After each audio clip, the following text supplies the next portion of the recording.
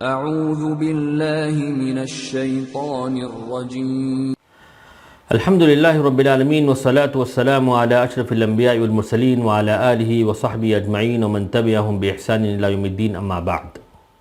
ناظرین کرام، آج میں آپ کے سامنے زکوٰۃ کن لوگوں پر واجب ہے اور زکوٰۃ نہ دینے کا انجام کیا ہے اس پر گفتگو کرنے جا رہا ہوں۔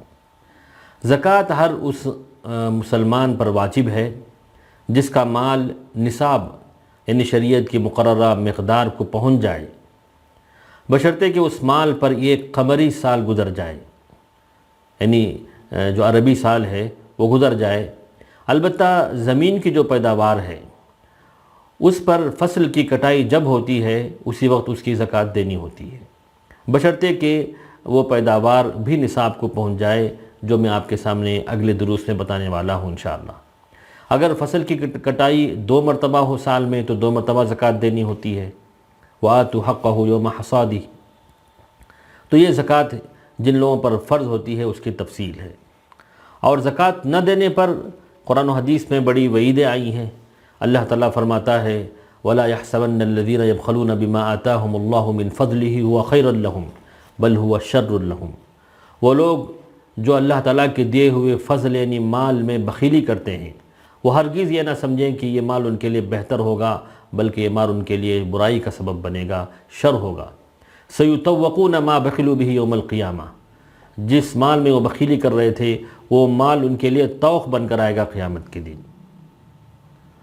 اسی طرح نبی کریم صلی اللہ علیہ وسلم نے فرمایا کہ من آتاہ اللہ مالا فلم یؤدی زکاتہ، جس کو اللہ تعالیٰ نے مال عطا کیا اور اس نے اس مال کی زکوٰۃ ادا نہیں کی، تو یہ مال اس کے لیے قیامت کے دن ایک اژدھے کی شکل میں آئے گا، جو گنجا ہوگا، اس کی 2 سامنے کی یہ ہوگی نگاہیں ہوں گی، آنکھیں ہوں گی، بڑا زہریلا سانپ ہوگا جو اس کے لیے طوق بن کر آئے گا، اور اس کے جبڑوں کے پکڑ کر کہے گا کہ انا کنزک انا مالک، میں تیرا مال ہوں، میں تیرا خزانہ ہوں۔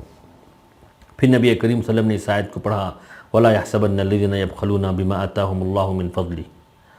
ایک اور جگہ اللہ تعالیٰ فرماتا ہے وَالَّذِينَ يَكْنِزُونَ الذَّهَبَ وَالْفِضَّةَ وَلَا يُنْفِقُونَهَا فِي سَبِيلِ اللَّهِ، جو لوگ سونا اور چاندی کا خزانہ رکھتے ہیں اور اس کو اللہ تعالیٰ کی راہ میں خرچ نہیں کرتے، ان کو دردناک عذاب کی خوشخبری دے دو۔ یوم یحمى علیہا فی نار جہنم، جس دن وہ چیزیں جہنم کی آگ میں تپائی جائیں گی۔ فتقوی بہا جباہہم وجنوبہم وظہورہم، جس کے ذریعے ان کی پیشانیوں، ان کے پہلوؤں اور ان کی پیٹھوں کو داغا جائے گا، اور یہ کہا جائے گا ھذا ما کنزتم لانفسکم، یہ وہ مال ہے جو تم اپنے لیے دنیا میں جمع کر کے رکھتے تھے۔ تو لہٰذا ایک بندے مومن کو چاہیے کہ جیسے ہی اس مال میں 1 سال گزر جائے اس کی زکوٰۃ نکال کر 2.5% وہ غریبوں میں تقسیم کر دے۔ ابو بکر رضی اللہ عنہ وہ فرماتے ہیں جب ان کے ہاتھ میں خلافت آئی اور کچھ لوگ زکوٰۃ دینے سے رک گئے تھے، کہتے ہیں واللہ لأقاتلن من فرق بین الصلاۃ والزکاۃ، کہ اللہ کی قسم میں ان لوگوں سے جہاد کروں گا جو نماز اور زکوٰۃ میں فرق کرتے ہیں۔ کیوں؟ فإن الزکاۃ حق المال، کیونکہ زکوٰۃ بھی مال کا حق ہے۔ واللہ لو منعونی عناقا كانوا يؤدونها الى رسول اللہ صلی اللہ علیہ وسلم، اللہ کی قسم اگر وہ بکری کا بچہ بھی وہ اللہ کے رسول میں زکوٰۃ کے زمانے میں زکوٰۃ کے طور پر دیتے تھے، اب اگر وہ دینے سے رک جاتے ہیں لقاتلتهم على منعها، اس کے روک لینے کی وجہ سے میں ان سے جہاد کروں گا۔ تو لہٰذا زکوٰۃ نہ دینے کی بڑی وعیدیں آئی ہیں۔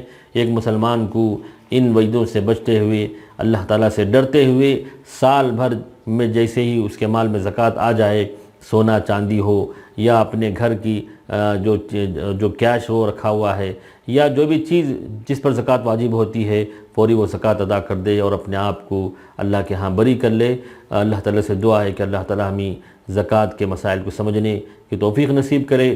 وآخر دعوانا الحمدللہ رب العالمین وصلی اللہ علی نبینا محمد۔